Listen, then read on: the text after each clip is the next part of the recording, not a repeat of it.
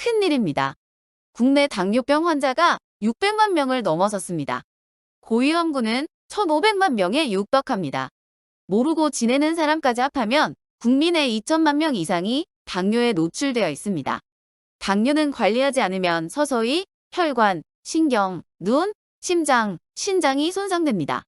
그 무서운 당뇨합병증입니다. 당뇨는 한번 발생하면 치료가 쉽지 않고 심각한 후유증을 초래할 수 있습니다.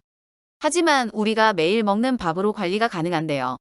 그래서 오늘은 밥에 넣으면 혈당에 도움되는 좋은 음식에 대해서 알아보겠습니다. 항산화 성분을 아주 풍부하게 함유하고 있어서 노화 예방과 피부 미용에도 좋습니다.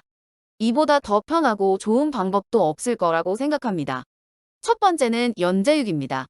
조선시대 왕에게 진상되던 연자육은 옛날부터 귀한 음식이었습니다. 중국의 4대 미녀 양귀비가 먹었다는 이야기도 전해지고 왕의 기가 허할 때 약처럼 먹어서 왕의 음식이라고 불리기도 했습니다.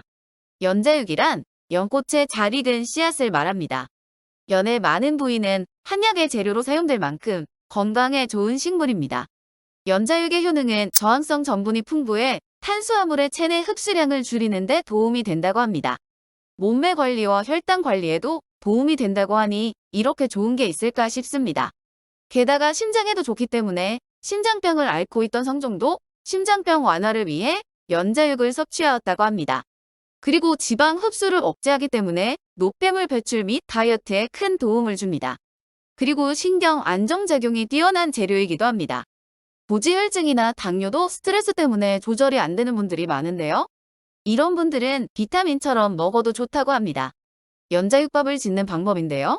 하루 권장량은 약 8알에서 10알 이내입니다. 물에 연자육을 10시간 정도 미리 불려주시고요. 그리고 밥을 할 때 불린 연자육을 넣어주기만 하면 됩니다. 하지만 과다 섭취 시에는 복통을 유발할 수 있으니 적정량을 먹는 게 좋습니다. 그 외에 차로 마실 수도 있고 가루로 만들어 요리에 넣어 먹는 방법도 있습니다. 다음은 더 맛있고 간단하게 먹을 수 있는 방법을 알려드릴 텐데요. 그 전에 건강학교 채널에 구독과 좋아요 누르시고 여러분의 건강한 생활에 도움이 되셨으면 좋겠습니다. 댓글로 출석 체크도 꼭 해주시고 여러분의 의견도 알려주세요. 반드시 알고 있어야 하는 중요한 건강 정보만 뽑아서 알려드리겠습니다. 두 번째는 귀리밥입니다. 가수 장윤정님은 둘째를 출산하고 2개월 만에 15kg 감량에 성공했는데요. 출산 후 종종 밥 대신 귀리를 먹어 체중을 감량했다고 밝혔습니다. 귀리는 미국 타임즈 선정 세계 10대 슈퍼푸드로 선정된 식품입니다. 쌀과 비교해 탄수화물이 2배, 항산화 폴리페놀은 10배, 식이섬유는 12배 더 높으며 당 지수는 더 낮은 것으로 나타났습니다. 특히 당 지수가 낮기 때문에 당뇨병 예방에도 도움이 됩니다. 귀리는 원래 중앙아시아를 원산지로 두고 있는데요. 동의보감에는 성질이 평하고 맛이 달아 췌장과 간의 기운을 보강한다고 기록되어 있습니다. 미국 노화영양연구센터에 따르면 귀리의 아베난스라마이드가 혈류를 개선하며 염증을 억제한다고 밝혔습니다. 스웨덴 연구팀에서는 오직 귀리에만 독특한 이 성분이 존재한다고 했는데요. 귀리의 베타글루칸은 매일 3g씩 섭취하면 콜레스테롤 수치가 줄고 심장질환 위험이 23%가량 낮아지는 것으로 나타났습니다. 하지만 이렇게 건강식인 귀리는 약간 거친 식감을 갖고 있습니다. 그래서 밥을 지을 때 귀리를 넣으면 좋은데요. 귀리밥을 부드러운 식감으로 짓는 방법은 백미와 귀리의 비율을 7:3 정도로 하는 게 좋다고 합니다. 귀리는 2시간 전에 미리 불려놔야 합니다. 이때 귀리 외에도 렌틸콩 같은 곡물을 함께 넣어 드시면 부족한 단백질과 철분까지 보충할 수 있기 때문에 아주 좋다고 합니다. 세 번째는 좀 생소할 수도 있습니다. 카무트밥입니다. 넷플릭스의 오징어 게임 기억하시죠? 주인공이 456억 원의 상금에 목숨을 걸고 게임에 도전하는 이유가 어머니의 당뇨 합병증, 당뇨발이었습니다. 당뇨병이 있으면 제일 가느다란 혈관부터 망가지는데요. 혈관이 망가지고 나면 신경이 손상되기 시작합니다. 여기서 신경병증이 악화되면 발가락 끝이나 발 뒤꿈치 피부가 검게 변하고 괴사하는 당뇨발로 진행됩니다. 당뇨발이란 당뇨병성 족부병증으로 감각신경, 운동신경, 자율신경에 이상이 있는 상태로 발의 통증이나 온도를 잘 느끼지 못하는 증상입니다. 초기에는 증상을 완화시킬 수 있지만 치료 시기를 놓치면 다리 일부를 절단할 수도 있는 무서운 합병증입니다. 따라서 당뇨병은 합병증 예방을 목표로 적극적으로 관리해야 하는데요. 가장 중요한 게 식이섬유 섭취를 늘리는 것입니다. 일본의 4,399명을 대상으로 한 연구에서 E형 당뇨병 환자에게 식이섬유의 섭취를 늘렸더니 혈당 조절이 잘 되고 심혈관 질환, 만성신장 질환의 위험을 줄이는 것과 관련이 있음을 보였습니다. 카모트는 슈퍼곡물로 현미와 비슷한 생김새입니다. 현미라고 오해할 수도 있는데요. 식감은 현미보다 좀 더 부드럽고 고소한 특징이 있습니다. 카모트는 6,000년 전 고대 이집트에서 재배된 밀의 유형이라고 합니다. 투탕카멘의 무덤에서 씨앗이 최초로 발견되었는데 놀랍게도 그 씨앗이 살아있었다고 하네요. 아까 말씀드린 대로 당뇨는 식이섬유가 풍부한 음식을 먹는 게 중요합니다.